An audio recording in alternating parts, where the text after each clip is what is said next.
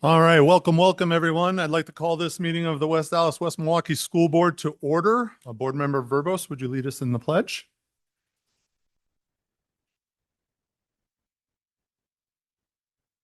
I pledge allegiance to the flag of the United States of America and to the republic for which it stands, one nation, under God, indivisible, with liberty and justice for all.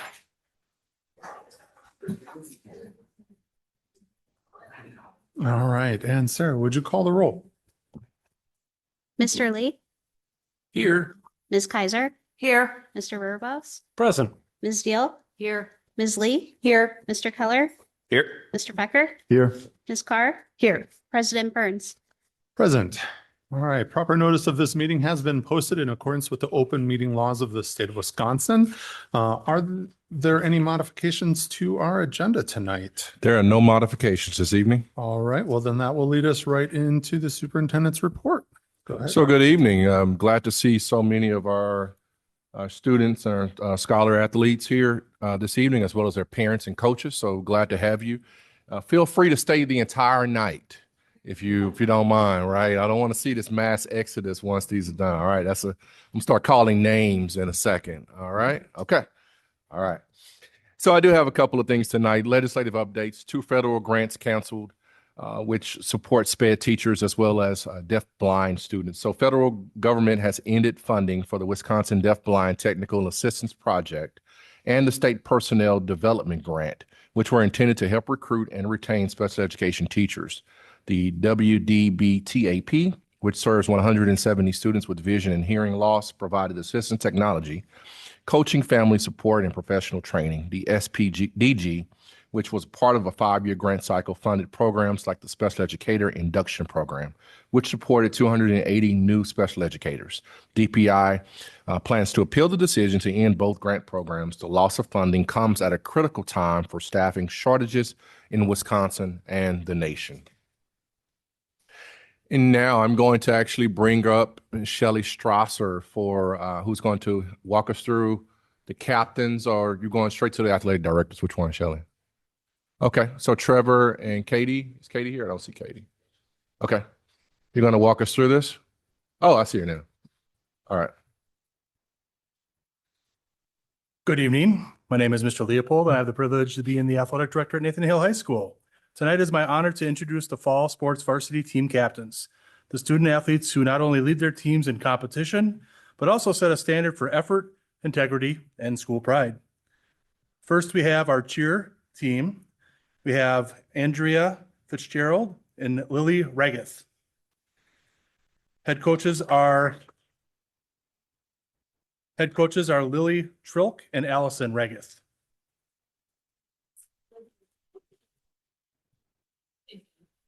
All right. Boys cross country captains Ethan Plyer, Preston Plyer, Coda Broner, and Joseph Ventura. Head coach is John DeWitt. Girls cross country, we have captains Anna Coney and Audrey Wera. Head coach is Courtney Frederick. Dance captains Kayla Foster, Izzy Pryal, Bella Schmitz, Haley McCarran, Sophia Pakowski, and head coach Jenna Ritchie.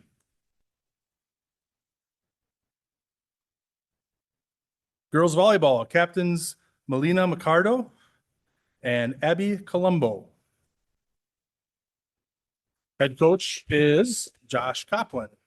And girls tennis captains Cami Hataya and Steph Burke. Our head coach is Pam Javeris.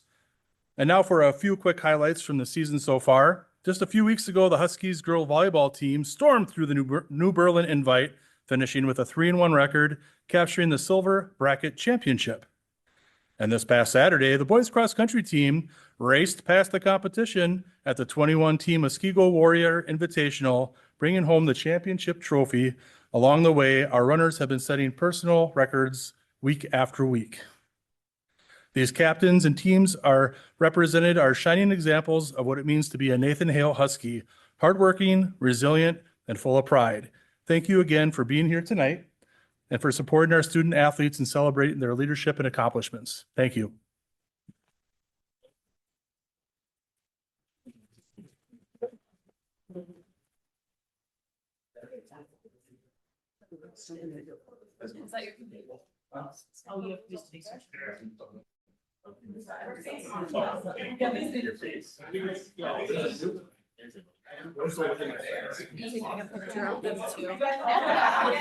I'm gonna be. No, I do not, but this is a fun. I kind of like love it. Like I know it's probably from a long time ago, but I love it. I'm going behind the two. Take one too.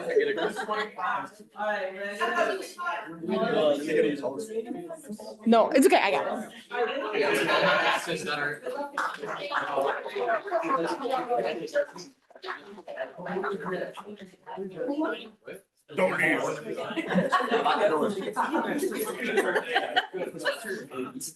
stressing Carolyn out. Okay, my name is, this is way too tall, right? Do I move this? Can you hear me? Oh, God. Okay. All right. My name is Katie Recca. I'm the athletic director at West Allis Central High School. Here are our fall captains. Starting with cross country, we have captains Diego Loaiza, Chase Everts, and Delilah Estrada. We also have Brian De Leon, but he was not able to make it.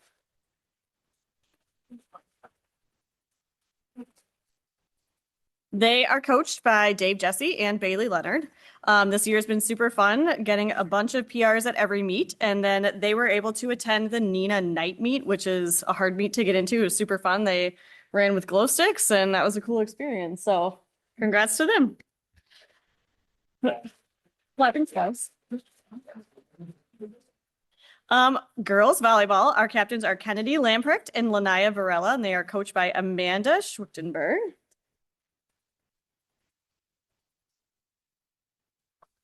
They've had a super fun season of team building and they got to, they did a parent night last week. I thought it was really cool. Every girl got to say something about each parent and they all presented them with a gift. So it was really nice. Really nice to be a part of. Girls swim and dive. The captains are Kaylee Jansen and Kayla Seafeld. They are coached by Essie Lamont and then Sandy Sickich for diving. They've had a super fun season. We had a really fun sprint meet back in August, and we're actually hosting our first try on Wednesday. Dance, our captains are Emily Turner, Aleshka Ortiz, and Toby Waymer. They are coached by Emma Strankowski. They had a super fun summer. They competed at State Fair. They had a variety of other competitions, and dance is just fun to have at every back to school event. They're kind of a staple in the Central community, whether it's like welcoming freshmen or staff or students. It's just fun to have our dance team always be part of the things. So.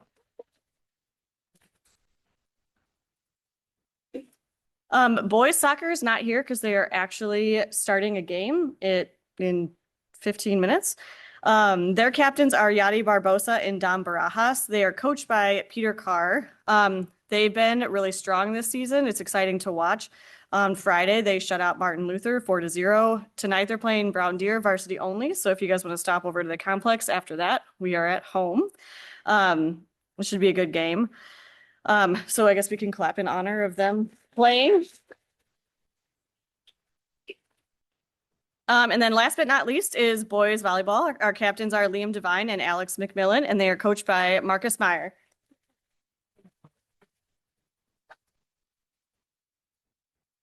They've had a pretty dominating season so far. They've been keeping matches to only 3 games.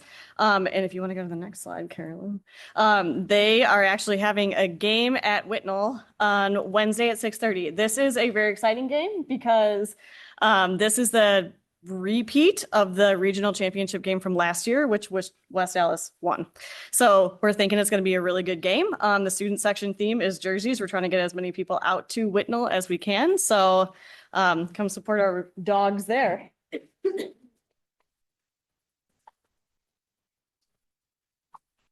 Before we take the picture and everybody starts to leave on us, I know you're not staying the rest of the night. I just want to urge the community again to come out and support the volleyball team on this coming Wednesday. I know there's a big game, and so I'm going to be in attendance, and I want everybody to join the superintendent squad. So we're calling it the Soup Squad. So everybody come out and cheer. I'll probably be the one that's acting the craziest, but come out and support our boys. And we're going to do this periodically throughout the year where we bring attention to sports and invite everyone to please come out, regardless of the sport that you normally would cheer for. I think every kid involved in our sports programs deserves a crowd and attention that they deserve. So looking forward to it, Liam. I want to see some spikes again. Okay. All right. All right. All right.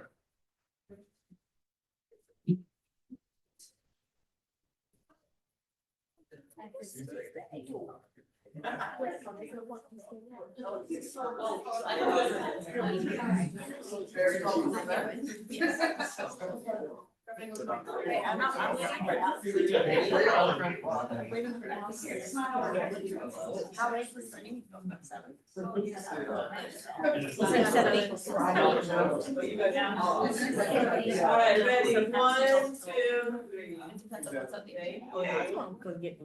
Good luck, everyone.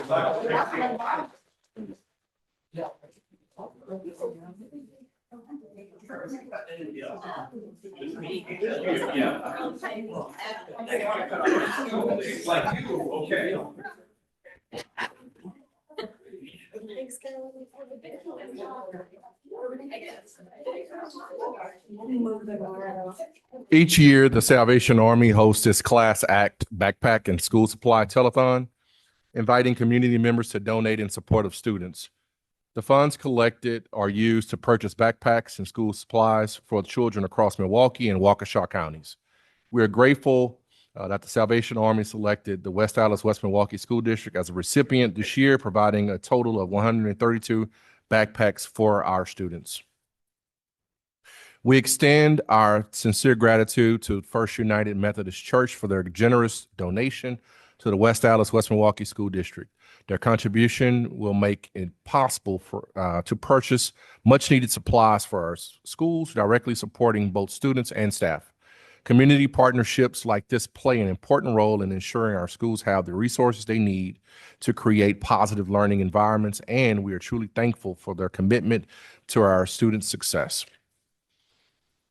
And also, as a teaser, I've just been informed last week that the Knights of Columbus will be donating a jacket or coat to every student at Pershing. So at some point, we'll get Mr. Jerry Falk to come, and he'll talk for about a good while, but we'll gladly accept. And I told him to let me know when that happens so we can be in attendance. So I'll let the board know when that happens so we can support that as well.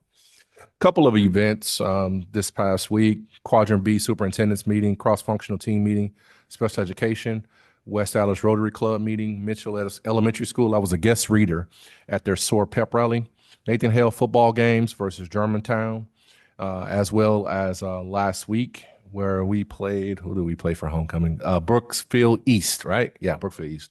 Central versus Nathan Hale volleyball match. Central City Schools monthly meeting, investiture of MATC President Dr. Anthony Cruz was held on last Friday. And then today we held a CTE meeting with David Polk from the Department of Workforce Development. So a lot of new things coming out as far as pathways for students. We're working hard on trying to make that happen. And that concludes my report for this evening.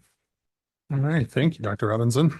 That'll take us to our public comments section of the meeting tonight. So at this time, if anyone would like to address the board, you may sign up in the back of the room or in the link in the Zoom chat. You have 3 minutes to provide comments. The board cannot discuss, debate, or act upon any item addressed during the public comments portion of the school board meeting. Follow-up may be provided by the superintendent at the next regular board meeting. At this time, we don't have anyone signed up. I'll give it a moment to see if anyone is rushing to do that.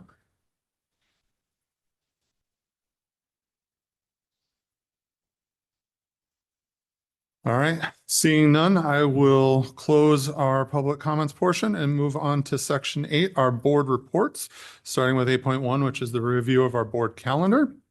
Tonight, September 22nd, we have a regular board meeting that also includes a 24-25 referendum update workshop to review some of the work that has been accomplished so far. On October 13th, we have a regular board meeting includes a teaching and learning workshop about the fall screener data presentation and FastBridge beginning of the year data. October 20th, we have a board workshop meeting currently scheduled with no topic currently on the table. And then on October 27th, we have another regularly scheduled board meeting to approve the 2025-2026 final budget and tax levy. That will take us to our board committee reports. And so our first report should be from the Communication and Community Relations Committee. Board Member Deal. Thank you.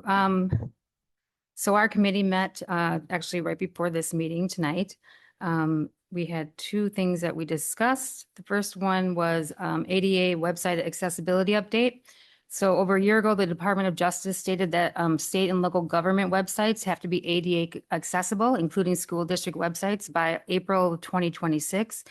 Communication stats have been working with a strategies company to be looking at how to convert our district's websites so that it is compliant with this request. ADA accessible includes things such as having alternative text on every photo, using full titles, for example, WAWMSD organization chart, not org chart, no merged cells, no PDFs, and no graphics.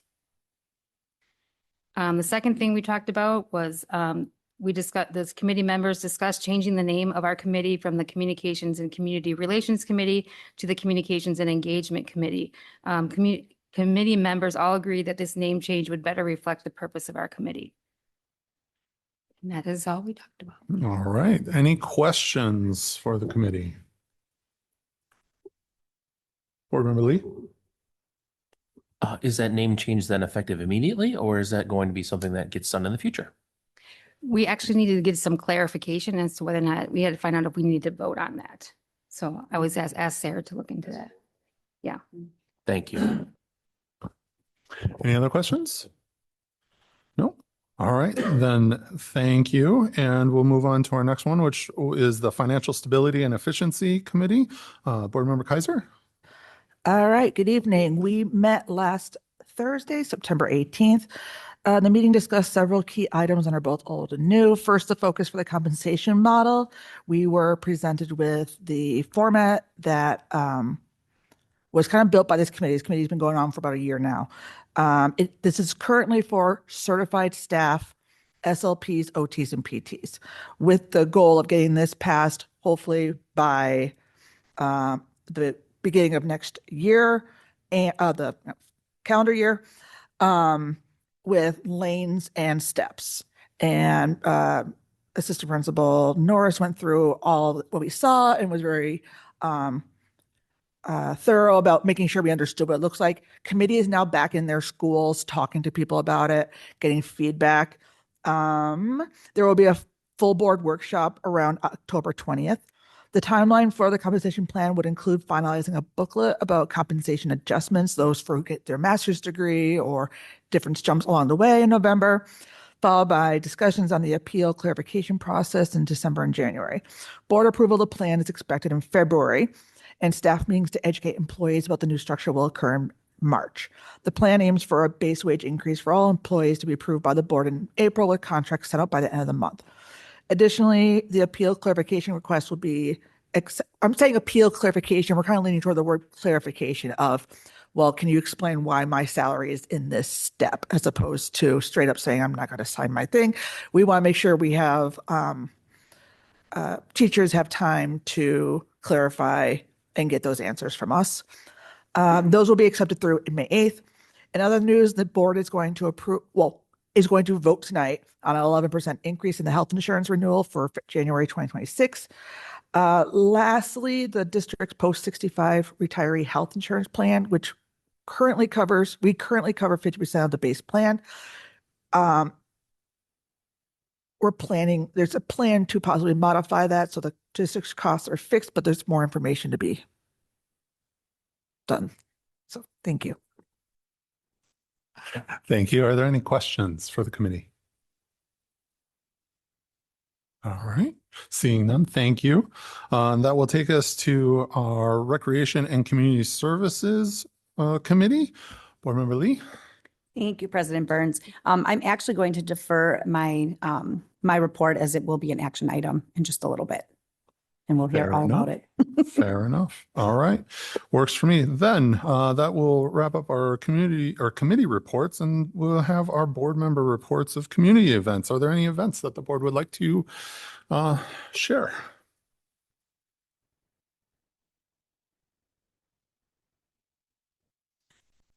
I attended the Hail Homecoming Parade. And, as always, it was delightful. I thought that the floats were exceptional this year, I do have to say. I thought that there was an abundance of candy, which I appreciated. And I just think that those kinds of events are how we create memories in our district. And I was just always honored to be part of that. Thank you. Any others? Yes. I also attended the homecoming parade, and as Ms. Carr said, it's always wonderful and attended well, and we had great weather. The rain held off. And one little change I noticed is that the senior football players wanted to be a part of it this year, where in past years they're normally warming up on the field. And so we made some little adjustments so that they could be part, which I thought was really exciting and fun for them as well as the community. Other than that, I guess that's it. All right, thank you. Any other events that anyone attended that they'd like to share? Sure. Board Member Becker. I was able to make it to a couple of football games over at Hale. Made it to a couple more volleyball games. The notable event I'd say was the open house over at Hale, though. So technically as a parent, but I did have my board member ears on.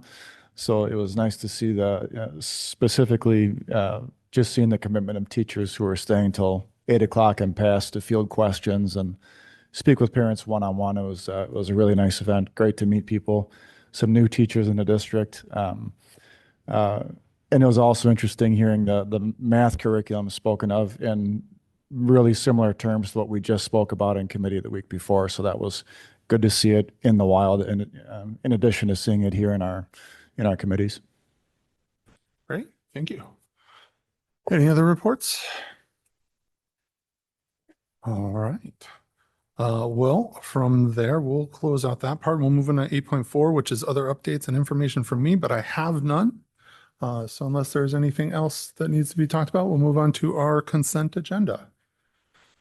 So that will take us in item 9, our consent agenda, which includes the approval of minutes, our employee summary, our supplementary contracts, and then our financial summary.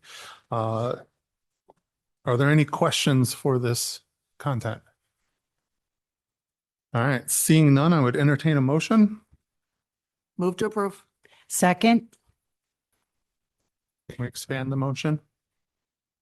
Move to, are we doing all 4? Yeah. Yes. Oh, move to approve 9.1, 9.2, 9.3, 9.4. Thank you. All right. So we have a motion and a second to approve 9.1, 9.2, 9.3, 9.4. Is there any further discussion? All right. Then all those in favor? Aye. Those opposed? All right. And that will pass. That will take us to our item 10, action items. And we will start with 10.1, our 2025-2026 extracurricular and co-curricular handbook presentation. So Okay, I'm going to start us out tonight. I just want to share this process for extracurriculars and co-curriculars is really a cross collaborative process, as you can see, involving HR, business office, and then athletic representation. So it is our recommendation this evening that the board approves the 25-26 extracurricular and co-curricular handbook in accordance with board policy 3120.08, which I don't know if you've had a chance to look at. It does state compensation for coaching and advising duties shall be determined by the board.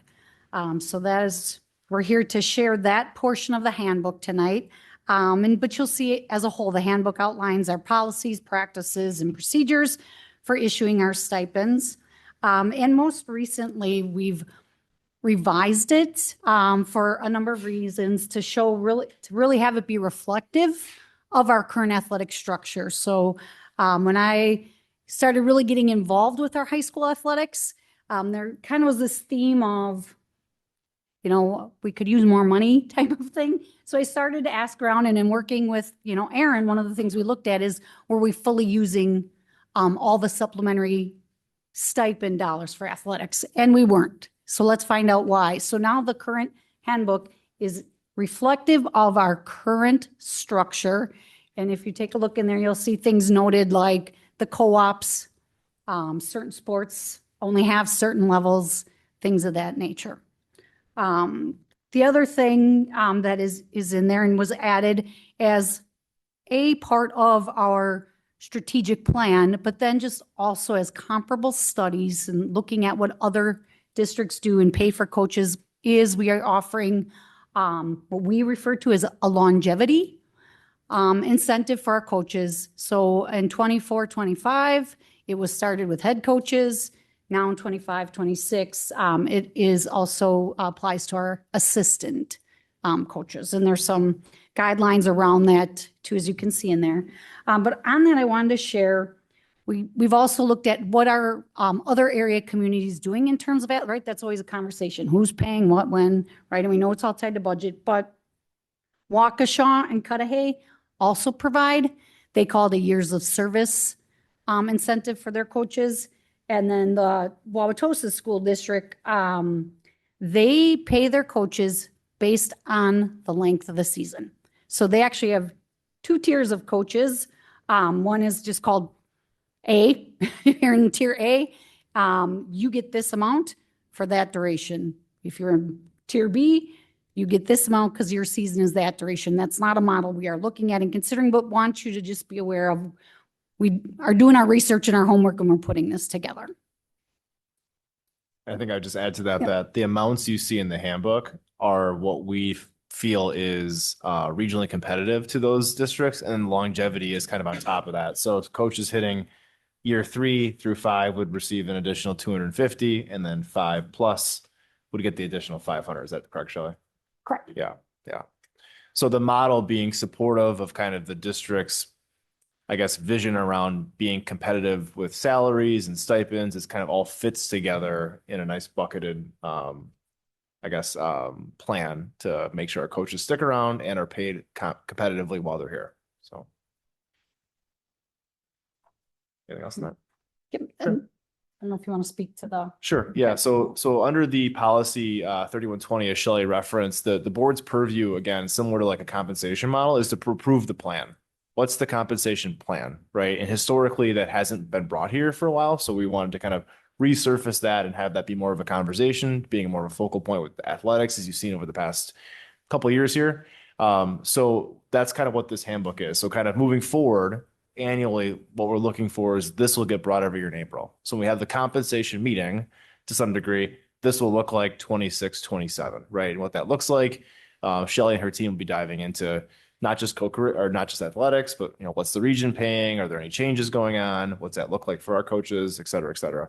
Also part of 3120 is co-curriculars. And so near the end of this handbook, what you'll see, and not to drag the handbook to be longer, but what we tried to do is provide some purview for the board to understand how are schools given dollars for co-curriculars that's not inclusive completely of co-curriculars, because schools also use these allocations for things in the building for who's the teacher on lead at elementary school. That wouldn't be considered a co-curricular, but the dollars come from the same bucket, right? So what we tried to do is provide kind of what the process is for how schools get those dollars. And it's really based on enrollment, the last year's second Friday count. And then try to give you guys an idea of hey, over the past 2 years, what have been the co-curriculars you've seen across the district? And then what have the ranges in pay been? And the way that these schools come to that dollar amount is simply an hours calculation. It's $20 an hour. When the principal fills the form out, they're essentially projecting, hey, the club or the co-curricular activity is going to meet every Tuesday, Thursday from 3:30 to 5:30 at $20 an hour times however many weeks. you get to an amount, right?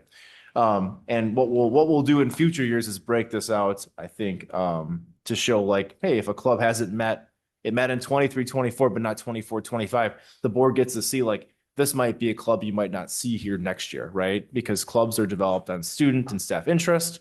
And so one of the things we tried to do here, if you go to the third to last page, is to try to set that if a club or a co-curricular this year, which wasn't offered last year, wants to be offered at the school level, it still can be under the same purview. That way, when you are here in April, that will then be on this sheet, right? We try to keep it most up to date. So trying to give just some background and also kind of what we see moving forward in terms of co-curriculars. So. All right. Any questions then from the board? Yeah. Just a quick question. When it says stage manager, what's that pertaining to? Yeah, I can speak to that. So, I mean, obviously we have the stage manager as part of youth theater, but there's often times in schools, whether it's an assembly, conference night, when help is needed with light, sound, audio, visual, then it's a school event. So that's something that the schools cover then, or during the day, any type of presentations, they have somebody that can help with those. Thank you. And I appreciate the transparency of where the numbers come from, because I know people have asked. I said, I don't know myself. So now we can just say, oh, look. So thank you for all that work. All right. Other questions from the board? Yes, Board Member Lee. First of all, thanks so much for putting this together. I think this is very helpful. It does remove some of the cloud of uncertainty about where these numbers come from. And being on the board for as long as I've been on, I've never, I just know there was an amount, and I figured there was some rhyme or reason for doing it, but didn't really understand exactly why that amount was arrived at. I'm also glad to see some longevity bonuses being put in play. As we know that much like with teaching staff, consistency is important when building a program and getting excitement around that program. So I think if you can encourage coaches to stay longer, that helps in trying to build that sort of mentality in whatever sport or co-curricular they might be involved with. So that's a good thing. I'm glad to see it, and glad to see it'll be evaluated annually to see where things are as far as regionally and making sure we're staying as competitive as we can within our budgetary constraints. So thank you for that. And then I presume this has been communicated to those this will impact, or so that they are we sending it to them? Is this going to live on the website somewhere? Can you tell me where we can find this, presuming the board approves it? And then again, are you individually sending it out to the people this currently would affect? Maybe you want to hit on the extracurricular piece on that, but the handbook does live on the website, accessible to staff. Now, the public, it'll be after this meeting. Okay. We'll have that on the website. That'll be something we'll take care of. Historically, it hasn't been, but Sure. moving forward, it will be. Good. Yeah. Good. Because we have a lot of lay people who may apply for some of these Sure. things, right? Coaching and things like that, especially. So.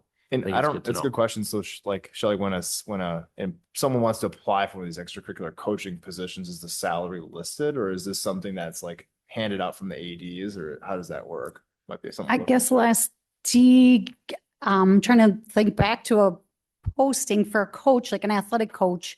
I don't recall the salary being posted on the weekend. I don't presume that it would be, because the head coaches will distribute the duties between the assistant coaches specifically, and that might be different depending upon how their team structure is. So the head coach is essentially like the budget manager and will make the determination of responsibilities, and then we'll determine what their payroll is. But if you're posting a head coaching position, would that then be posted? Yes, it would be posted, but the salary piece of it would not be posted, because again, they're making decisions about different responsibilities that have different types of compensation. So maybe it's something that where we could like reference this guide on the website where they could review it. Because the one thing that is interesting is the assistant coaches, that's like the max amount they could receive. Sure. Certainly a head coach could go, I want to divide this into 3 buckets, and there's only 2 buckets here, but that might mean everyone gets a little bit less to have more Right. coaches, right? Yeah. But So I understand that part, but the head coaching seems like it's, this set. is how much Yep. the Yeah. maximum that you could get, Sure. basically. I mean, I guess you could get conceivably less than that, but if you're posting a head coaching position for baseball, well, this says it's, $4,100. So it would make sense to me, unless there's a reason not to post that. So then someone who's applying for it kind of has an understanding of how that would, what they're actually getting if they would get it. And that might affect whether they apply or not, right? Sure. I agree. I don't know how if you post a salary of $4,100, how inviting that sounds. Not very inviting. I think that if you have a coach, yeah, if you have a coach that is a teacher and there's a stipend, that's a little bit more inviting because they have a teacher salary on top of. So it's, yeah, I understand. I agree with you, but I don't know if you put it on a website, a weekend or whatever, and you say $4,100 for the position. I'm not sure how inviting that's going to be. I don't know the answer to that. It might be something that we Yeah. get into a practice now. I'm just Yeah. thinking ahead of like the compensation model being like an external living document of like teacher applies, what's the salary, unknown, because it's based on who you are, your experiences, your education. Like maybe Right. it's just linked into the posting of like, this is how we determine pay for these. And I don't know if there's a lot of bargaining that goes back and forth on if a coach wants to be a head coach, we're generally going to be in the neighborhood of that, whatever the market is. So I don't know if that's a conversation, but it's just kind of new territory for us as well. I think you bring up a good point. I just don't know how much of a deal breaker that would be either way on the putting that $4,100 out there. Just an example. I don't know the answer to that. Is that a thing that could be resolved by listing it in terms of something more like a range, saying, when It could be. It could up be. to X amount. And I think this Based may on- this may also be a situation where we look and see what the other districts around us are doing and how are they posting it. I think we may need to try to get in there because if we go different in this kind of situation, it may have a negative effect on us that we're not intending it to have. yeah, So just but trying to figure out what the It consistent could language also is going to be. Put us ahead of what other It districts. could, are doing as it well. could. Because- The perception is what I'm talking about, the shock factor of seeing it though. They may say, oh, only that, that's all? Like when really that's a lot. You know what I'm saying? So I don't know. Let's do a little bit more research on that one. I'm not either way on it. I just want to see what the language is out there on that. Yeah, I mean, I'm not married to anything, but I was just wondering like if it's set, like if this is an amount, it makes sense to give that amount, but if there is some sort of flexibility in that, like where it could be somehow, I guess less, it couldn't be higher, right? Like if that's the most you could do. Right, these are all max amounts. Right. So typically, well, we don't allow, there's not an approval to go above that and except with obviously the longevity. Sure. Because we are tied to a budget and based on kind of what's listed, we have budgeted to the penny. Mhm. So there really isn't a lot of flexibility. And we also, I would caution like a range because we don't have a criteria for what puts you where in the range, right? And past practice has shown typically people end up at the high end of the range anyway. So you just start there and more often we will find a head coach is willing to take less than the max to spread that out amongst their assistant coaches to, get more coaches or pay them more. Because quite honestly, I mean, and you probably could ask any of the coaches that were here tonight, majority of our coaches aren't in it for the money. They're in it for the love of the sport and to help, grow athletes and students. So. Yeah, and I can confirm that we don't post the compensation. Okay. Well, I'll leave it up to you to determine if that's the best practice or not moving forward now that we have something more formalized in place. Thank you. All right. Did you have a question? Yeah. Well, not necessarily a question. So of all the things I've recruited for, educational or coaching positions have been not one of them. However, I will say, if you have a specific salary amount, and there's no negotiating, I don't think it harms putting that rate out there. I think that way people know what they're getting into. To your point, they're not doing this for the money anyway. Like anybody who is applying for a coaching position is not saying, okay, how much money am I going to make doing this? That's not it. They're doing it because they love the game that they are coaching. They want to help develop students to get better in that sport. Yeah, and really just the love of the game for the most part. So I think having that amount listed probably does not hurt anything. I would be curious, though, I think to Dr. Robinson's point, what other districts are doing. Although I think this could be an area where we're just a leader at. I don't understand why there'd be any reason not to have that. Just Because if that's pretty much what we're going at and we know that's what it is, it just puts everything out there and that's one less thing to worry about. So that was just my added piece. Thank you. Any other questions from the board? All right, seeing none, this is an action item, so I would entertain a motion at this time. Move to approve 10.1, the 25-26 extracurricular and co-curricular handbook. Second. All right, I have a motion and a second. Is there any further discussion on this? Seeing none, all those in favor? Aye. Those opposed? All right, that passes. Thank you very much, everyone. All right, that'll take us to 10.2, which is our 2026 health insurance renewal. Mr. Norris. Great. Thank you again for having me. Tonight I'm looking to seek approval for the January of 2026 in healthcare insurance renewal. On the 25th, Brown & Brown joined the team here to discuss kind of the state of the health insurance market, kind of the negotiations to date, and kind of the recommendations for January of 2026. So just a quick recap. The initial renewal with United Healthcare under the Nexus ACO plan came back at 23.9% for the 2026 fiscal year or calendar year. Sorry about that. The increase was driven mainly due to the high loss ratios we've been experiencing, and trying to manage that in a number of ways has been kind of the work of the district in conjunction with our employees. The RFP for the renewal at the same plan came back with really two main competitors. That was Anthem, which came back at 35% year over year, and then Network Health at 37.9%. And it's important to note that Network Health came back with the exclusion of Aurora, which would have an impact, a disruption rate of 80% for our employees. So as we kind of engage with health insurance in terms of where we want to go in terms of how do we manage premiums, how do we manage costs, how do we manage plans, then a couple of things we look at. Number one is managing employee benefits, like maintain the status quo. So what that means is 100% coinsurance, deductible rates, things that are going to have low impact and hopefully some ability to move the needle on a premium.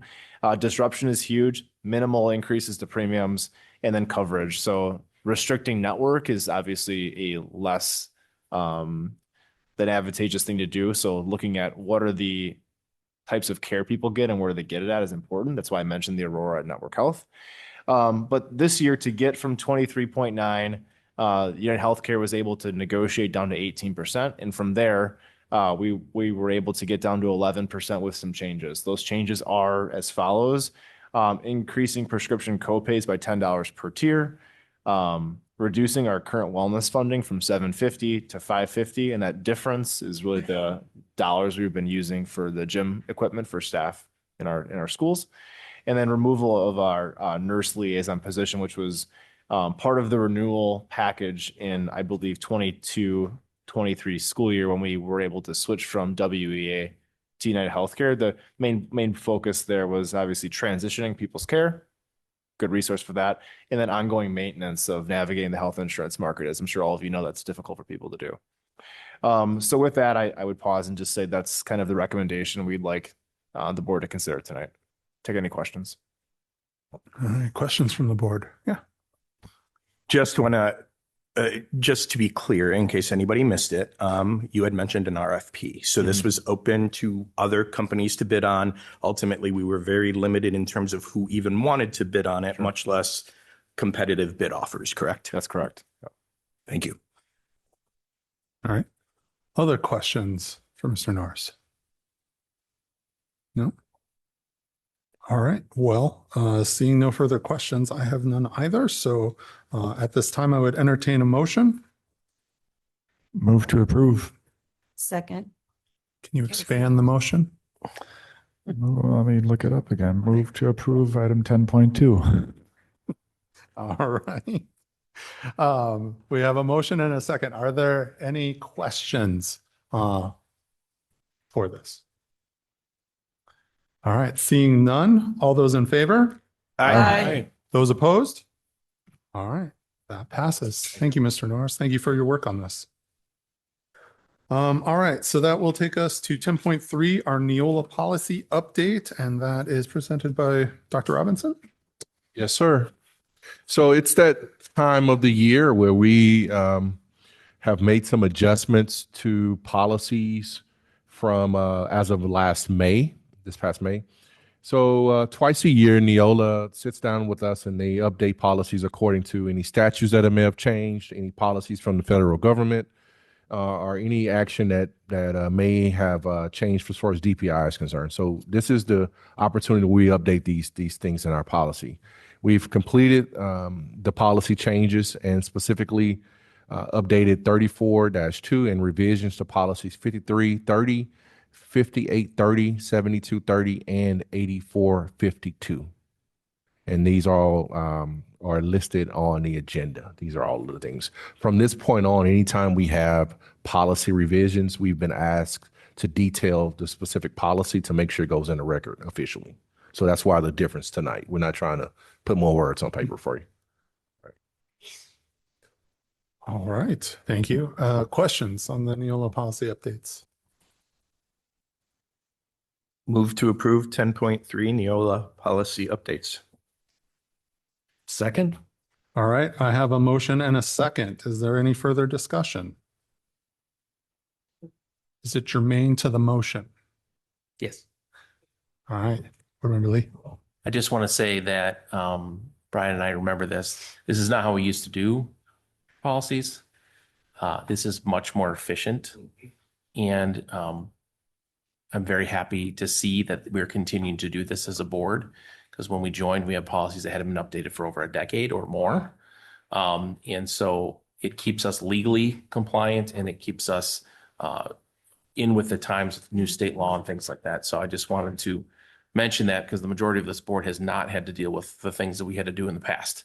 So very happy to see this motion and looking forward to supporting it. All right, any other comments? Seeing none, all those in favor? Aye. Those opposed? All right, and that will pass as well. That will take us to our 10.4, the 2025-2030 Strategic Plan Destination West. Dr. Robinson. Thank you. I want to give a special thanks to the board for their attention 2 weeks ago. I have to tell you, I was exhausted after that night, but I think the questions that you posed, as well as some of the feedback, it was definitely it was beneficial in a couple of ways. One, to let us know that we were heading in the right direction, but also the general support that we received following. Did receive a note from my mentor, Dr. Johnson, immediately after my presentation. She said, "Boy, go on, you did good." And so when she says it, I think we did a good job as a team. So I just wanted to say that. And I know she's going to be giving me some feedback in the morning about my performance tonight. So I just wanted to let her know that I appreciate her. A couple of things before we move to approve. I asked you guys to approve the strategic plan. A couple of things, questions that I posed that came up from the board meeting that I wanted to bring out to the public that were asked. First question was, will the committees have an additional opportunity to review and align key performance indicators to the plan? That will certainly happen. Now that once we finish and get a successful vote tonight, the next month and a half, we're going to ask all of our cabinet members to meet with committees to make sure that we have the right KPIs to go along with our goals. That will happen. The last question was, how can we incorporate science and STEM into the plan? So to Board Member Carr's question, there are a couple of ways that we think the depth and complexity, which is our GT framework, is one way, but the pathways that we're really looking to extend will also align with that work. We had a very interesting conversation with DWD. I'm saying it right, Mr. Polk? So trying to get some direction on how to improve the offerings that we have for students, making sure that we have a diverse offering, but at the same time, making sure that it's robust, not so much on what we want as a district, but what do students need to be successful in the workforce. And so he advised us to look around yourself and ask yourself in your community, who are your employers? And what types of skill levels of employees are they looking for? And that's where you start. So just trying to really look at it from that particular mindset lets us know that we're looking at it in the right direction. We still have some work to go, but to answer your question, STEM and science are going to be heavily involved in the pathways that we create for the district. Okay. In closing, just wanted to again thank everybody for their support. This is only the beginning. We're actually starting to look at next year right now and trying to figure out how do we improve and increase offerings for students. Mr. Becker walked into a conversation just on a Friday night at the football game that I was having with the Marines recruiters. I am really trying to figure out how do we get in every single lane and provide opportunities for every single kid in our district. And so if that's a future JROTC program, I'm in it for long haul trying to figure out how do we do that. So that was my question posed for them the other night. That's where we are. Pending your approval tonight, when our parents, our community members, even when you as board members walk into our buildings, you will see these 3 signs on our walls. One talks about our mission, vision, as well as our beliefs as a district. The other one will have the roadmap. What we will do is also for each grade level is try to make bolder, bigger the part that focuses on that school community. So 4K, 5K, first through third be elementary, we have that a little bit bigger and more visible for students. And then our portrait of a graduate as well. So these three things will be commonplace throughout our buildings and making sure that everybody understands where we are with our new strategic plan. So at this time, I ask for approval of the strategic plan. Okay. So with that, then, are there questions about the plan? All right. Seeing none at this time, then I would entertain a motion. Move to approve 10.4, 2025, 2030 strategic plan, Destination West. Second. All right. Having a motion and a second. Are there any further questions? All right. All those in favor? Aye. Those opposed? That passes. Thank you very much for your work on this. All right. And with that, that'll take us to our workshop 11.1, 2024-25 referendum updates at our workshop.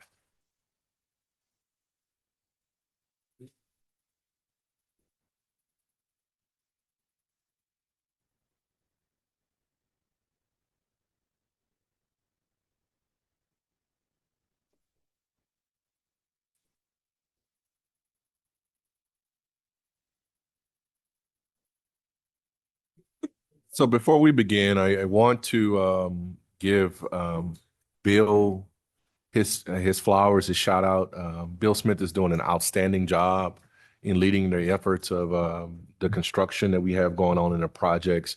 I actually took an hour out of his time today and we walked through the field house. When I tell you, I was blown away by what it looks like now, and it's not even halfway done.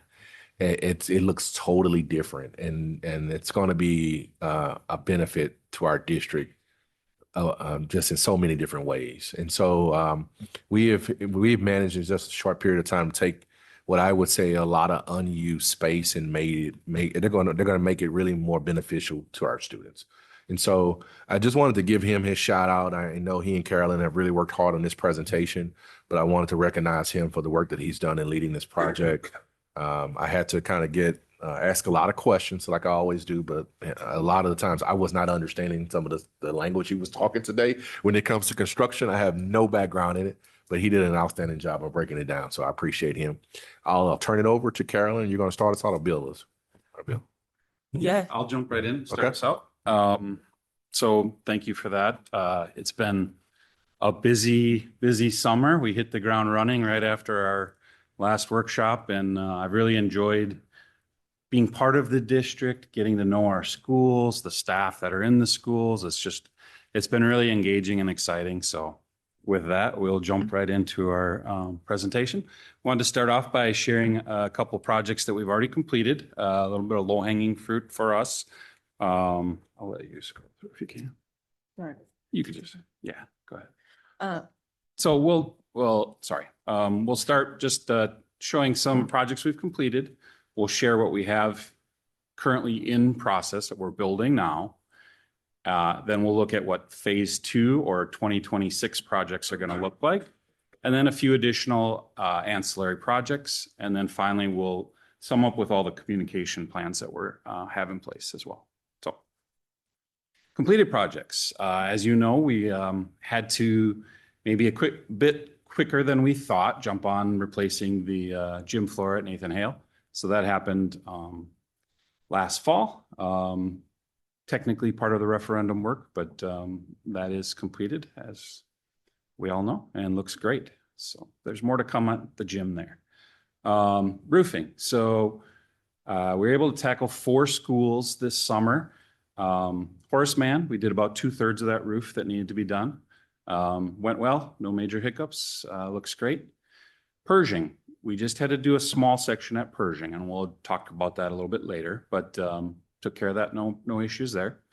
And Central, we replaced the roofing above the administration offices, and then above the, if you can picture where the weight room and the wrestling room sections are, we replaced that roofing as well. And then finally, Nathan Hale, we had a couple large sections we replaced there, above the cafeteria, and then the southeast corner where you would, if you can picture where the shop area is, and then also above the weight room and that general area. So those went well. We have a really good roofing partner in IRSC.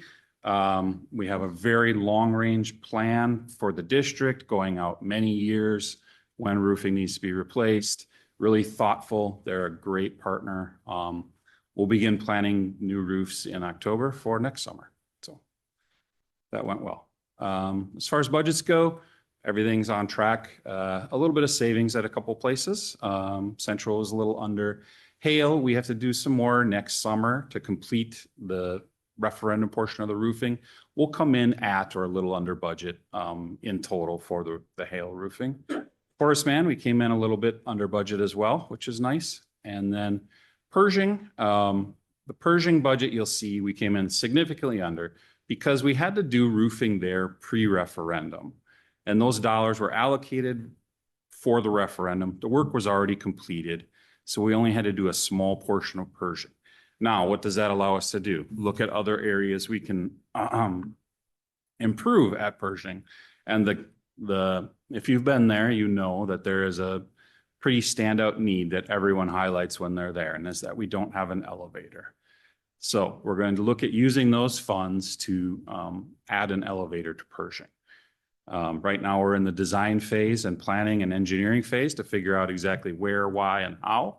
But it's looking good that we can use those budget dollars for an elevator there. So, all right, projects in progress. I think we all know one of the large ones is the field house. So this was our initial scope statement of what we were going to do there, our budget and our timeline. We started in June, and we intend to plan to finish late November, beginning of December. Right now, everyone's doing an excellent job. We have representatives here from Growth and CG Schmidt, our partners. They've been working relentlessly to get this compressed schedule completed when we want. I'm sure you all follow our social media and you see all the updates, the really cool things that the communications folks are doing. It's exciting. There's just a lot of work and a lot of activity and a lot of folks putting a lot of energy into that building. It's going to look amazing when it's done. And just to show you, we have a little time-lapse video to look at what it looked like at the beginning and then take us through where we're landing. So you can see there, we're removing all the floor. We had to remediate that had mercury in it. So that was all removed. And then you see the center section there where the concrete came out. That's where the wood section of the floor is going to go. We had to lower that section, pour new concrete, and now we're going to add the wood flooring system into that that cutout section. So just a quick video of what that looks like. It's been pretty exciting. Our current progress, these are estimates, of course, it changes every day, but you can see that the front end work, the demolition, remediation, the concrete, the masonry, and the rough end work for the mechanicals, that's all, getting to the end where that's almost complete. Now we're going to start doing finishes. So flooring will start coming in. You'll start seeing drywall. Paint is going in like crazy in the field house right now. So good progress, good activity, and everyone's working hard towards getting this done on time. Do you want us to wait for questions or can we ask as you're going? I think, yeah, we could just ask as we go, I think. Okay. Board member, yeah, go ahead. Thank you. So time-lapse videos, we got used to those with the work that Shelley does with the recreation project. Sure. And I think the community loves to see those too. So if we could do more of those, I would encourage that. I don't know how much work goes into it, hopefully not a lot, but I think it just, because of how much time goes by between, maybe updates, having a video that shows like, oh, here's the floor going in, or here's the bleachers going in, I think is something that the community would enjoy. And I think I also would like to enjoy as a board member to see those sorts of things because we can't be there when they're actually happening. Sure. So that was one comment, I guess, not a question. Okay. The question I have is related to working with Pat Connaughton's foundation for the floor. Have we already selected the floor? Like, what can you just give a little bit about, like, since we're getting kind of to the point where that's going in, right? Like, that's one of the next things that's going to happen. Sure. So your first comment, really good.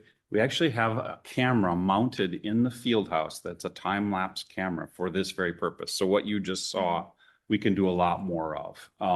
Now, there's certain periods where we won't capture everything. Like that camera's got to be covered when we're spraying paint and that type of thing. But generally speaking, for sure. And we'll leave that to Carolyn and her team to put that out into the world. But we are capturing that, and it is cool to see. You're right. The Connaughton floor. So that is in process. We have the contractor that Connaughton uses. The designs are in place. The planning is in place. Now it's just, we need to be ready for them to start, which is frankly in less than 2 weeks. So it's coming very quickly. Yep. So I asked the same question today, to bring a little bit more light into it. The contractor that Connaughton uses is the one that we were going to use anyway. So it works out. So we don't have to deal with two different people. Yeah. So it worked out perfect. They're basically the ones who have kind of like, I don't want to say use the word monopoly, but they're the ones who are the go-tos for flooring in Wisconsin. So everybody uses this company. Are they doing the track too then, or? They're doing the entire Correct. field house, yeah. Mm-hmm. And this is their expertise. Yeah. They do like the Bucks and Marquette and everybody. So they're the ones we want. They've completed, they did Brown Deer, what other schools? The school in Racine, not Racine, Kenosha. Indian Trail. Yeah, they've done a lot of the different projects. So we're very comfortable in their product. So they have for sure track record. Yep. Is the flooring gonna be Menominee wood? Do you know? Is it gonna be what? I'm sorry. The floor for the Bucks is from the Menominee tribe. Do we know anything? Do they do that? Something perked my ears because I know like that's something that. No. I don't, Okay. I think that was probably a special case. Yeah, I figured, but my This will ears just be perked the up when I standard heard that. hardwood that they use for basketball Okay. courts.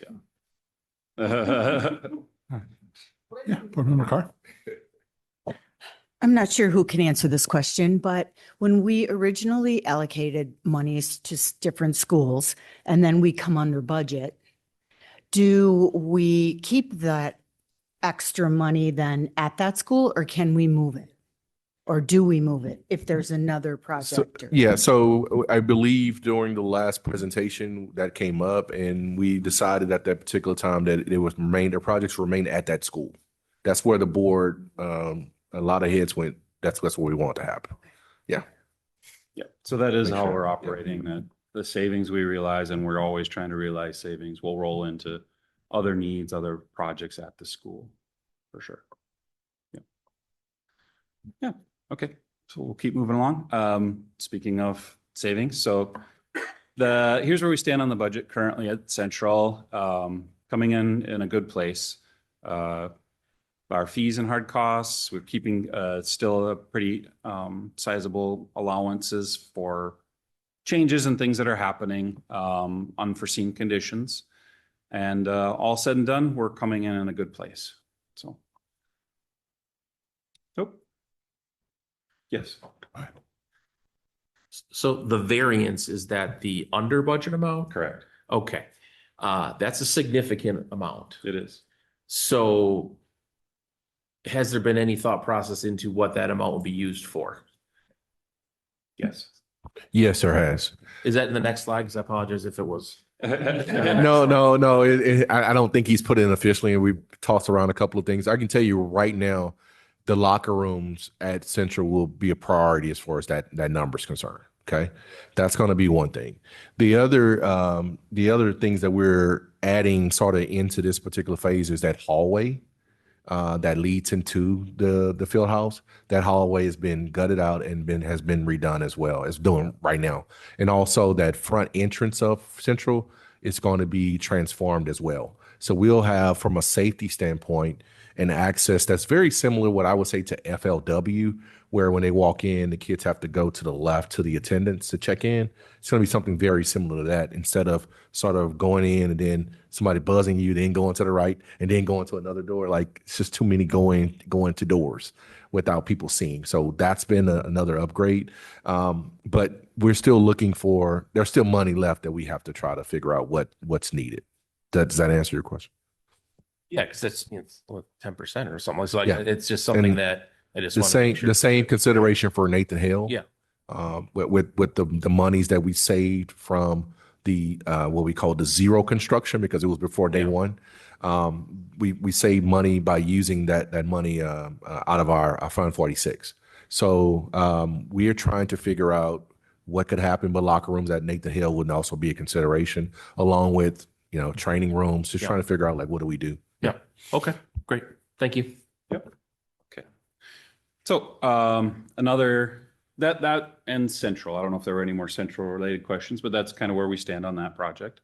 We also have an active project at Dotkey. If you remember, the gym there had a steam issue, a steam leak issue that we want to address more emergently. So that really rose to the top as far as projects we needed to tackle right away.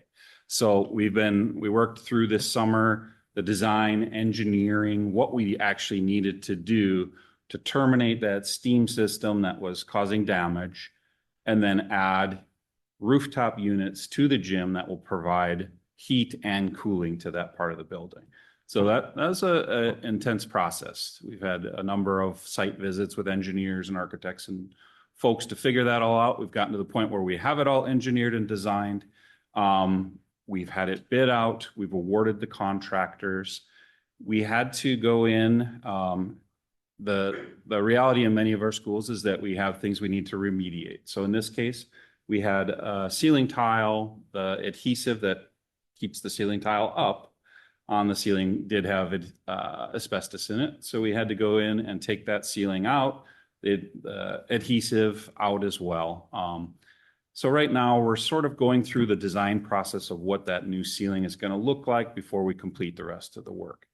And this is a little bit of a test case because we have a number of other ceilings in the district that we're going to work on. So we're trying to find the right system that then can be rolled out to other schools as we go. So that's Dotkey. That's in process. You can see here where we've got the ceiling removed now. We've got equipment that's going to have some lead times. HVAC equipment has some significant lead times. We're looking at doing this installation in the spring of next year, depending on when equipment arrives. So West Milwaukee also, we activated and we're working on through this summer as far as the design and engineering and architecture work.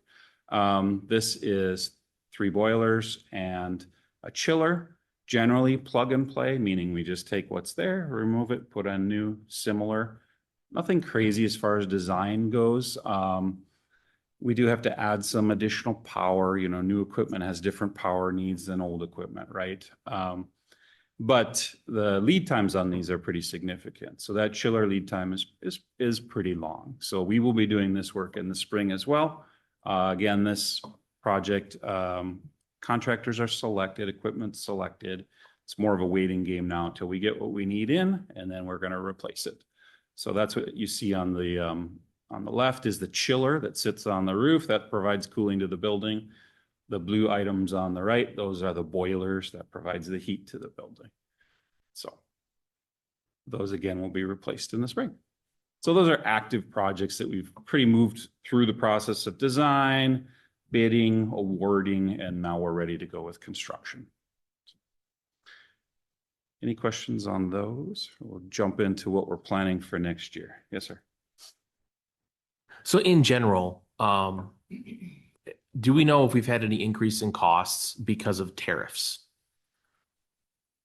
I'm going to defer to my folks from CG, and I think they'd have a better handle on what we're experiencing. Maybe just speak generally what you guys are experiencing related to costs and tariffs. Yeah, good afternoon. This is Mike Dietrich with CG Schmidt, project executive.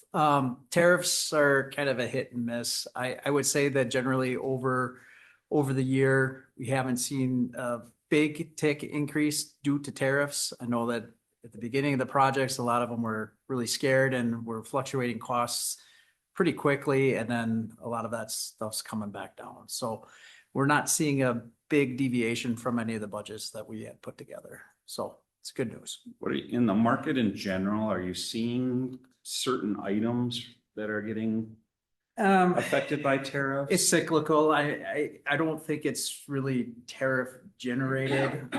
It's more of a function of building usage, like lumber is a lot and steel starts increasing when a lot of the projects are out there. But again, it's something that happens year over year. It's more inflation generated than I would say tariff generated. Okay, well, that's good to hear. I think it'd be good to kind of just make note of it. We were talking about lead times on things, and I don't know where all these things are manufactured, if some of them are being manufactured overseas or certain components being manufactured overseas. I could see how tariffs might play a role in what the final product actually costs us, and was obviously an unknown when we put these budgets together. So as we go through these projects, it'd be appreciated if we are noticing any changes, if we could, I guess, keep track of it, I guess, and let us know and keep us aware. I appreciate Yeah, it. if we encounter a certain item that, rises to that, we'll definitely bring it to your attention. Yeah, if the bleachers all of a sudden are, Yeah, right, made in Germany. 50,000 more or something. Right. I don't know where they come from. I don't know where any of the stuff comes from. So that's why I just thought I'd ask. Sure. So before we move on, just to expand on that, with the tariffs and costs, but while it may not be doing anything with the costs, have you noticed any of the time lag due to the tariffs, or are they expanding timelines because they're there and the fear or whatever else is going on with that? I would say lead times of materials are also fluctuating. I mean, you used to look at bringing in new electrical gear. It used to be almost 52 weeks. Now it's down to maybe like 40. And it all depends on what kind of equipment you're looking at. But I would say that over the years, it's pretty consistent. And, sometimes I have a project right now. It was lockers became a big thing. They were coming from Canada. Well, they were delayed a couple months. So there's certain things that do get impacted, but that was more of a function of everybody got scared and then decided to say, like, I'm buying my lockers now. And that was more of, somebody jumping to the market and buying the lockers ahead of when they really wanted them, just because they were scared that tariffs were going to create this big dollar event. Okay.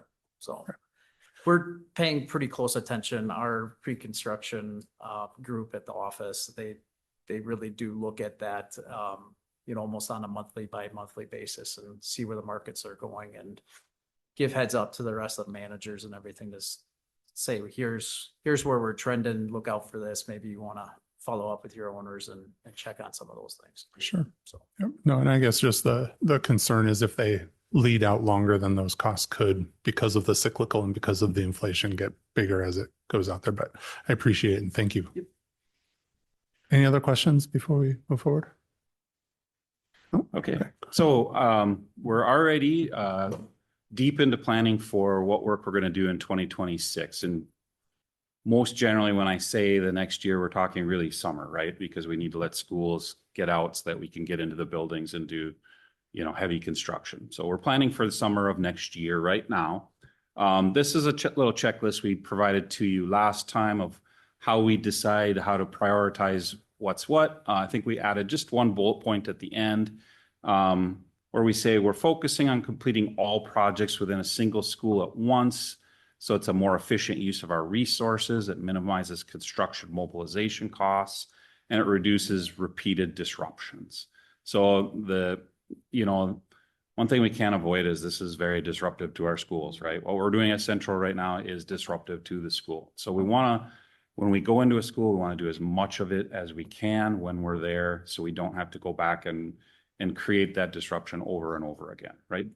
So, yeah, and again, just another slide we've shared before, but there's a lot of steps that go into each project coming together to the point where we can build. This is just kind of a general listing of what we are doing to get to the point where we can do that. Yeah. So this is what we just talked about a little bit ago, but what we formalized, from our last meeting with you and just speaking to Dr. Robinson, is that the funds at each school are going to stay locked at that school. We're going to find some savings. We've been fortunate so far on the projects we've done that we're finding savings, and we're going to keep those funds at that school and find worthy uses for it, whether it's adjacent to what we're already doing or there's an emergent need that really needs to be taken care of. We'll be really thoughtful about that, but we're going to keep those funds with the school that it's at. All right, so our first project for next year is going to be Irving Elementary. This is a case of emergent need. We've got some challenges there that we need to take care of, and it really rose up the list as we were evaluating them. We have, a pretty large population of students with special needs, and we really want to get some better conditioned air in those spaces. We really need some cooling in Irving.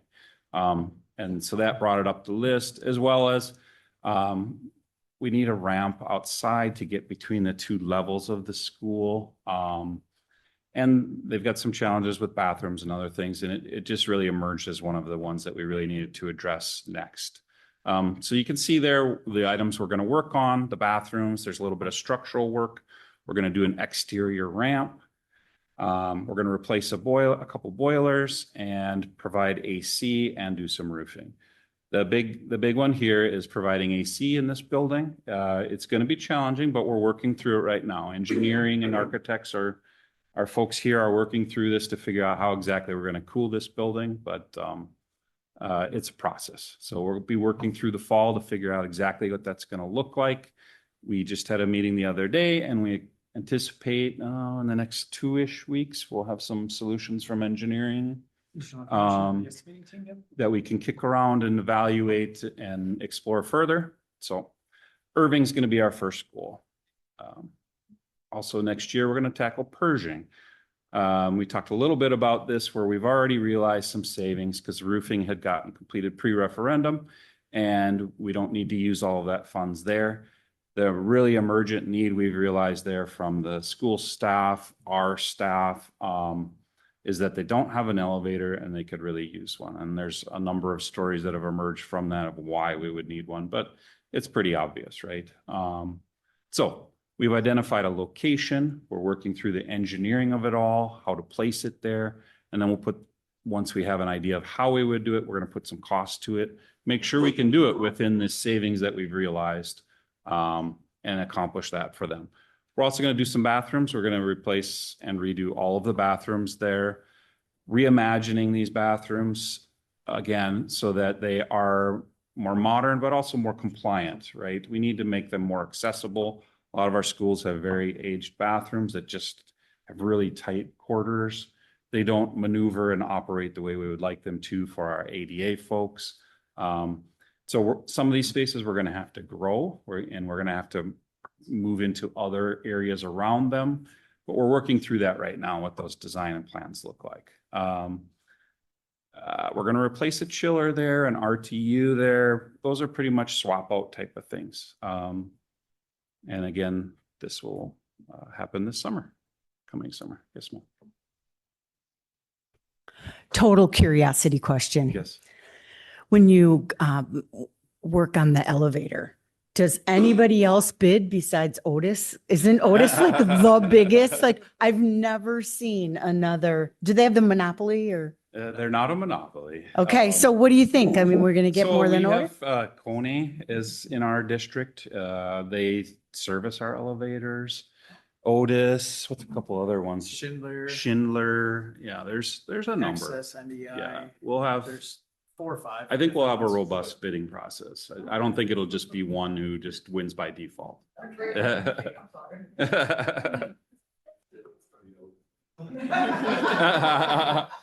I can't say it won't be, but.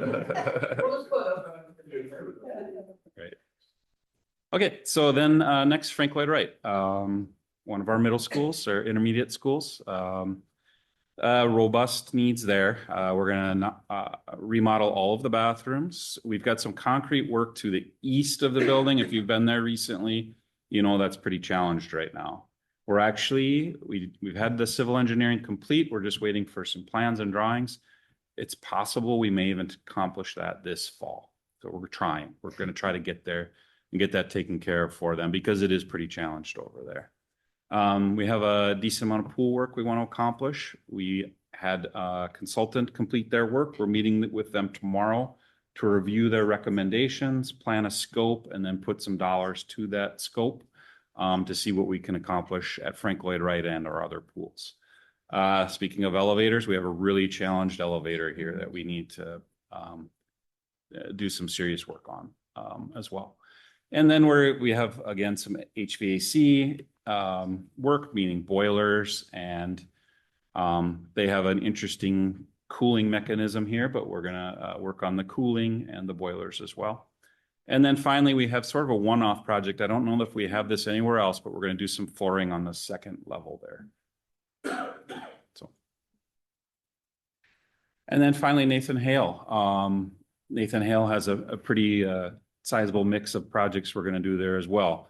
Again, like I said, we're working on the pools with our consultant. We're going to replace the auxiliary gym flooring. We're also going to give that a refresh, right? That needs some paint, that needs just some TLC. So there's going to be some TLC there in the auxiliary gym. The tech ed air system is not code compliant, not as functional as we'd like.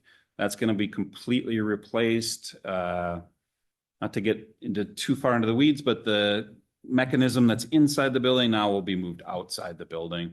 It'll be reworked. And that plan is underway as well. Bathrooms, again, we're going to be doing pretty sizable amount of bathrooms there. We want to get cooling into the main gym, the auxiliary gym, and the kind of the core area around the weight room and all the associated lockers and halls. So we're going to work on adapting our current systems, which we think we can, to get cooling in those areas which we don't have. And we all know that isn't the most fun when we're doing graduations and things. So that'll be wonderful when we get that taken care of. Main gym, we have some funds there that didn't get used on the floor because that came out of our Fund 46. So we're going to see how we can most effectively use those dollars. There's a lot of thought and ideas out there that we're still working through. I know that ceiling is challenged. There's a few other things we want to accomplish. So more to come on that. We're not quite there yet in that planning stage. And then the roofing, we're about 2/3 done. The roofing section we need to do is above the auxiliary gym, and that's what we'll coordinate with the work we're going to do anyways with the rooftop units and cooling to get that all taken care of as well. So that is 4 schools we're going to tackle next summer. It's a lot of activity and a lot of good stuff. There's a few additional items that are district-wide buckets of funds that we're looking at how we're going to use those. I've already talked about how we're going to be working on the pools. Hale, Frank Lloyd Wright, and Central for sure will all happen. West Milwaukee is a little bit more challenging, as we know. So there's more to come on that. We've got a little bit more work to do to figure out exactly what we're going to do there. But we're going to tackle the 3 pools for sure. We have our our PA systems, you know how you do announcements and such in the schools. We have a bucket of funds for that. We're going to do some upgrades there, basically to the backbone of that, the equipment, you know, maybe some speakers will get added in some schools as needed. It's a generally good system. It just needs upgrades. I got the pricing in on that just a couple days ago. At first blush, it looks like we're going to do really well to budget. And so we may be able to grow what we can do with that. Similarly, yes, sir. Okay. As part of that, are you gonna make sure like all the speakers work in the Correct. hallways and stuff? Yes. All right. Because there's definitely some they don't, they got to open the door, sit out in the hall and try to hear it. So, Yep. excellent. Good. Yep, for sure. So that's definitely part of it. Yep. Case by case basis at the schools. Yeah. So, similarly, cameras, you know, we're upgrading any analog cameras to digital. As we work through that budget, that's probably going to come in pretty close to on budget. We're not going to have an excess of funds there likely, but we're going to be able to get done what we need to get done, which is get those old cameras out, get new, and get better visual on what's going on in our schools. Fire alarm panels, nothing fancy there, just work that needs to be done. And then finally, elevators. We do have a couple challenged elevators that we need to address, and hopefully we're adding a new one. So that is where we're at on projects.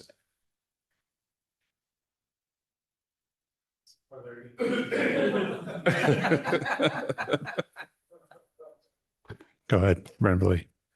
Sorry, I'm excited about this stuff because this is good stuff. This is fun stuff. We don't, you know, oftentimes we don't get good and fun stuff. So the bathrooms, you know, I read your updates, you know, it seems like a much more involved process than I thought to come to a universal kind of design for the bathrooms that we're doing. So we're doing bathrooms in every school, right? Sure. So where are we in that design? Have we settled on our finishes? Have we gotten these things figured out so that when you go from one bathroom to the next, from school to school, we've kind of got it figured out, or are we still working on that? No, I think we're pretty well there. So Central is going to be the first case or test case, right? But you know, the things that we're really working on trying to standardize are the fixtures that go in, you know, the lighting, you know, some of the less fun things, the partitions, the flooring, how we're going to handle that.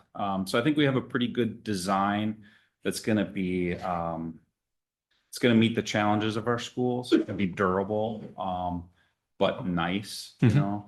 We have some paint colors that we want to carry through, you know, and it's generally going to be pretty neutral, right? Not exactly school specific, but they're going to be, I won't say completely, but generally pretty neutral. But the big one is that we're going to have uniformity in fixtures.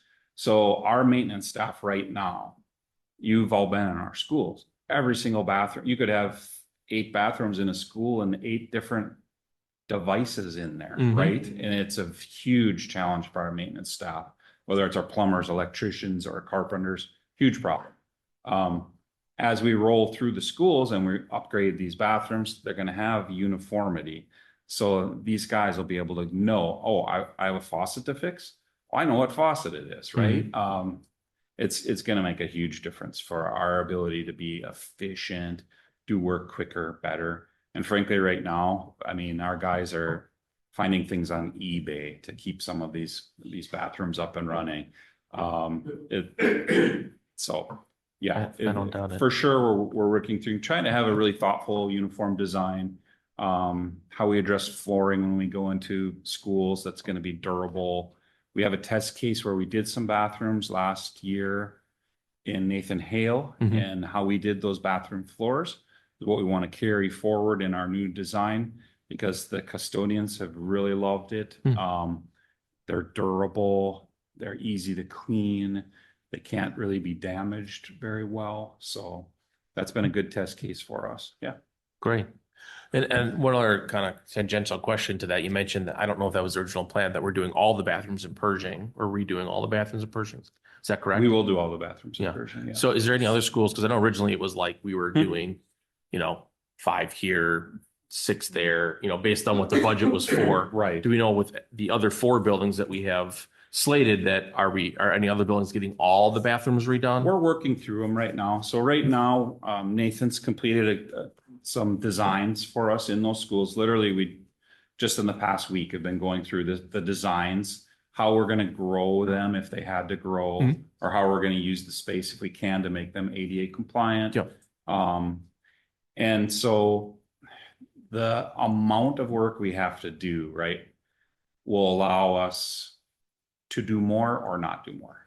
So if the ones we have to do a ton of work to, we may not be able to roll into all of them. Okay. But our goal at every school is to do all of them. That's our goal at this point. Okay. We may not achieve that in full, but we're definitely striving for that. Now, one way we're going to accomplish that is we may not have to do a gut remodel of every bathroom. Not every bathroom needs that, but we can do what we're calling a refresh.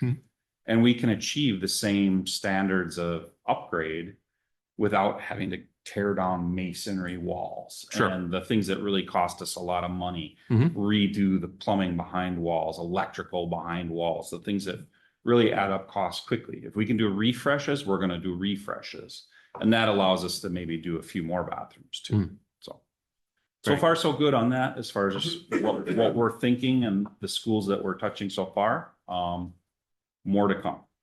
And I think the bathrooms, besides maybe the field house and a few other things, are probably one of the most people have the most interest in is the bathrooms and the horror stories you hear from certain for good schools. reason. You know, they've needed attention and now we're gonna.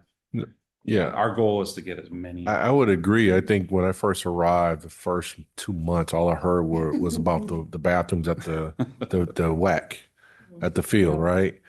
So I haven't heard a peep about that. So it must be going okay over there. They actually look very nice.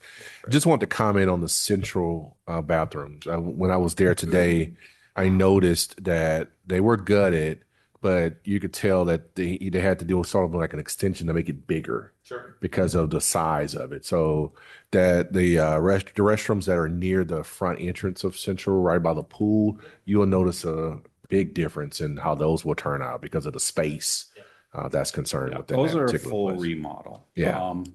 And frankly, we're going to use what those costs come in to help us guide us on what a full remodel with expansion is going to cost.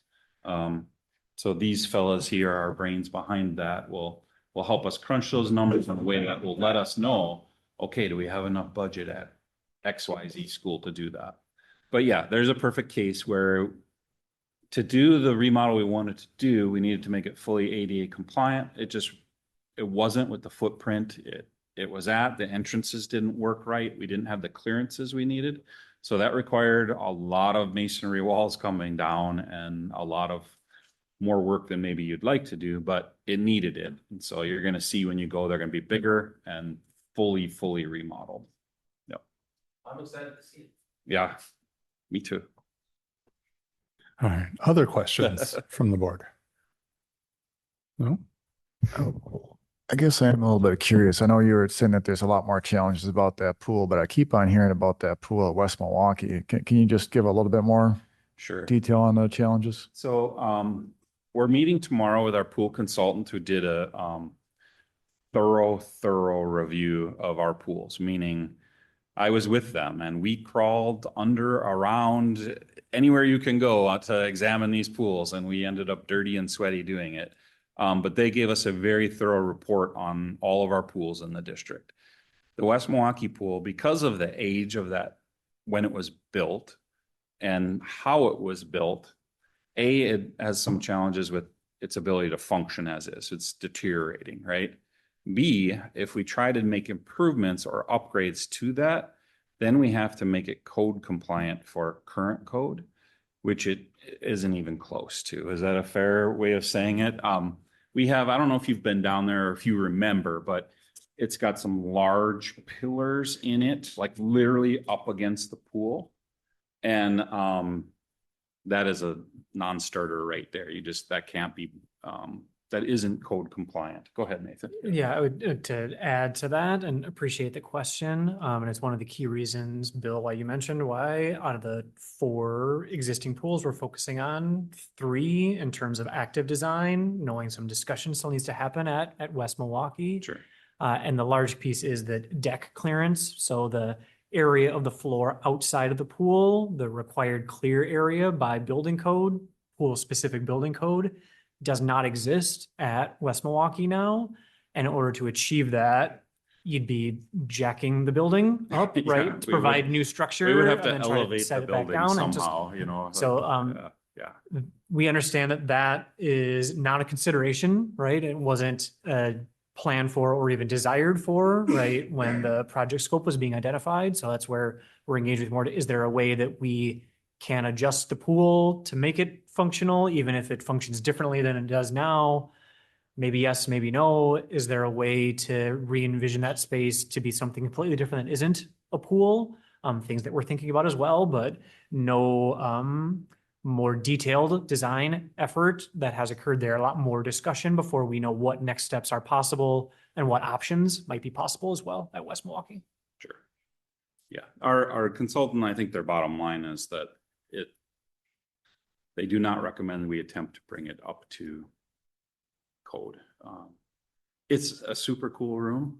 I wish there was a way we could find to bring it back. I just don't know if we're going to get there. More to come. We're working on it. Other questions? No? All right.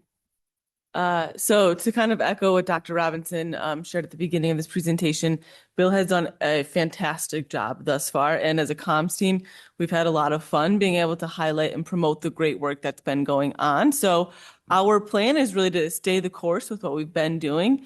So when we look at our quarterly communications, we completed our kickoff video back in June, which was very successful on social media. And then in August of 2025, we had our feature in the annual report, which you can see a screenshot there up on the screen. So coming up in November, we will have another feature video that we are currently planning, which we hope will exceed the June video. And then in March of 2026, we will have a referendum specific mailer. And that mailer will go out to the whole community to let everyone know where we are at with our projects and what we are forecasting for phase 2 of the projects. And as far as our monthly communications, we have completed our articles in our monthly newsletter for May through September, as well as the one-pagers that live on our website. The one-pagers are updated at the beginning of each month. So we've gotten that question a few times. A project is done, the one-pager isn't updated, it's coming, it's at the beginning of the month. And then really, as far as what's upcoming, staying the course with both the monthly articles as well as the updated one-pagers. And then last but certainly not least, we have our weekly and just kind of ongoing communications. So we started the Feature Friday social media campaign back in June, and we will continue to do that. The screenshot here is an example. I know you can't really read it, but it's an example of a way we've kind of had fun engaging with our followers. Is we posed the question of what do you think is being installed at the West Allis Central Fieldhouse? We got a lot of What was being installed? I didn't see the answer. I'm going to pass them back to Bill to answer that question. We got a lot of skylights or something with ventilation, but ultimately it was well, we call them roof curves, right? So they're the mechanism that sits on the roof, and then those giant RTUs that heat and cool the building sit on top of them. So they're kind of like the base for it. But you look at it and it looks like a skylight. It looks, you don't know, right? If you don't know, you don't know. But that's, it's less fun than that. It's just a little base that it sits up there. Yeah. They're huge. They're really huge. So we had What's Let's that? do it. Let's go for some skylights. yeah, skylights in the field house. So we had 41 comments on that, which is high. When we look at comments, we typically don't get that many comments. So as far as, and then our website as well, just making sure to continue to update that with one-pagers, workshops, anything and everything referendum related. Any questions? All right, questions? Go ahead. Comment. I like it. Keep it up. And anytime we have money savings that we're using for something else, we need to shout that from the rooftops, all right? Because everyone, not everyone, 4 people who are really loud would expect us to come and over budget and not do what we say we were going to do. All right. So we want to make sure that we have lots of evidence showing that not only did we do what we said we were going to do, we did more than we said we were going to do because we already have evidence that happening.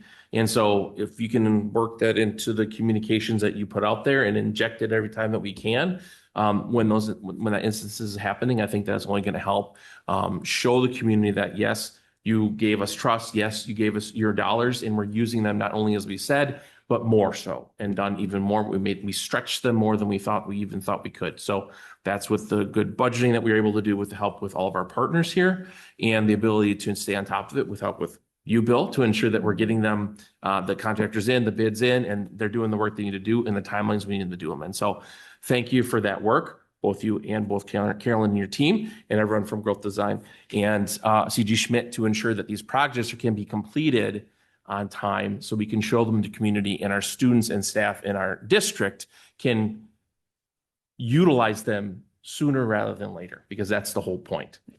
Absolutely. Thank you. Any other questions or comments from the board? Oh, sure. Go ahead, Doug.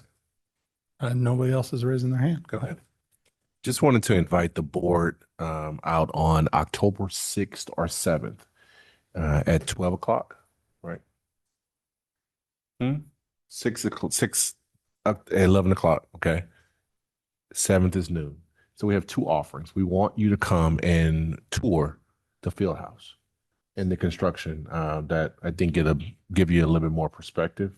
And I think it, to give you the context that you need to communicate to anybody in the community. So the 6th and 7th, 11 o'clock and 12 are the 2 options.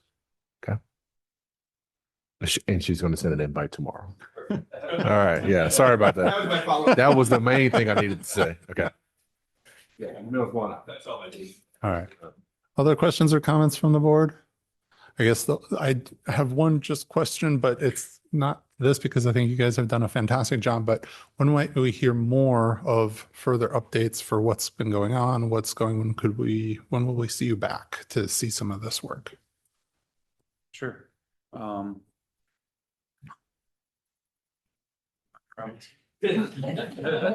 I would say December would be a good time as we look towards where we are and summing up this phase. I think we can start to peek ahead. I think December is fine. Yeah, I think we'll have, I know we'll have a lot of our designs and drawings complete. We'll be out to bid on a lot of things for the next year. So we can probably talk a little bit more detail about some of the, what the bathrooms will look like or that type of thing in December for sure. Feel good about that, guys? Yeah. December versus January, if the goal is more of a design update, or if it's a bidding, like pre-construction update, we can have that dialogue and sort out which one is most appropriate. Sure. Yeah. Okay. No, I appreciate that. Thank you.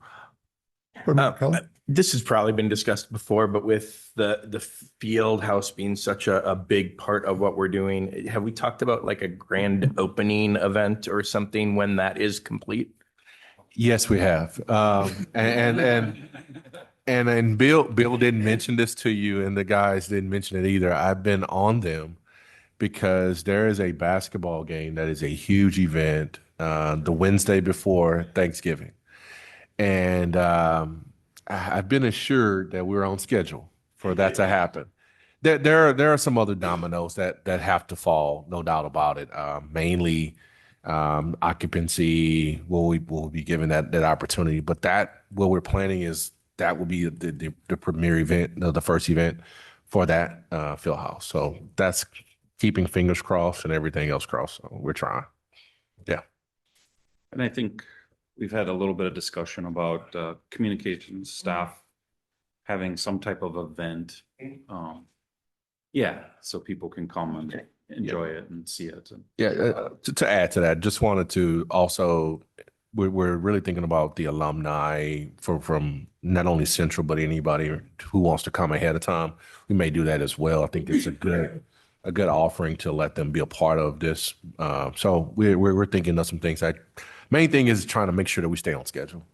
Quite honestly, is I I told him I'll be back in 2 weeks. So, but I say that jokingly, but I really am coming back in 2 weeks on the 6th or 7th. Great. So just to really see the progress, because when you go in there, you're going to be amazed at what they've done in such a short period of time. I was blown away today at the progress. So yeah, I have too. I couldn't do it anymore though. Well, I spent a lot of time in that gym when my son went there, so and I was part of the club engagement session, so I know what that looked like in and out. So I kind of want to wait till it's done, or I probably go to 6 or 7. I'll get a sneak peek, but yeah, I'm really excited to see what the product looks like. So I try to look in there every time I go.